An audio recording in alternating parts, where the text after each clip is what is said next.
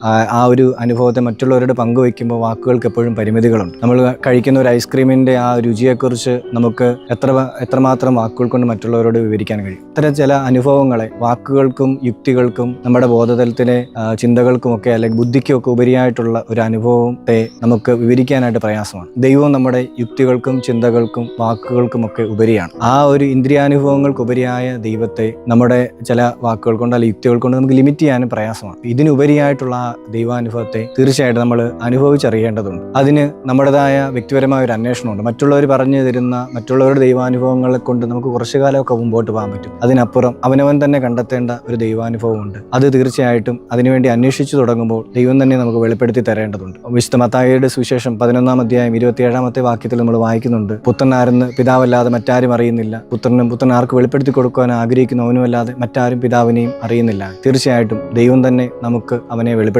തരേണ്ടതുണ്ട്. വചനത്തിന്റെ ചുരുളുകൾ അഴിയുമ്പോൾ പ്രകാശം പരക്കുകയും നമുക്ക് ദൈവത്തെ കുറച്ചുകൂടി മനസ്സിലാക്കാനായിട്ട് ആ സ്നേഹത്തെ കുറച്ചുകൂടി അനുഭവിച്ചറിയാനായിട്ട് കഴിയട്ടെ. ഈ ഉയർപ്പകാലത്തേക്ക് നമ്മൾ വരുമ്പോൾ നമ്മുടേതായ തന്നെ കുറവുകളിൽ നിന്നും ബലഹീനതകളിലും തകർച്ചകളിലുമൊക്കെ വീണ് കിടക്കുന്ന നമ്മുടെ ആ ജീവിതാനുഭവങ്ങളിൽ നിന്ന് നമ്മളെ കൈപിടിച്ചുയർത്താൻ കഴിയുന്ന ദൈവം സ്നേഹമായിട്ട് ചാരയുണ്ട്. ആ കരം മുറുകെ പിടിക്കാനായിട്ട് നമുക്ക് കഴിയട്ടെ. അത്തരം ഒരു സ്നേഹാനുഭവത്തിലേക്കും പ്രവേശിക്കാനായിട്ട് ഉള്ള പ്രകാശം നമ്മുടെയൊക്കെയും ജീവിതത്തിലേക്ക് ഉണ്ടാകട്ടെ. ദൈവം എല്ലാവരെയും അനുഗ്രഹിക്കട്ടെ.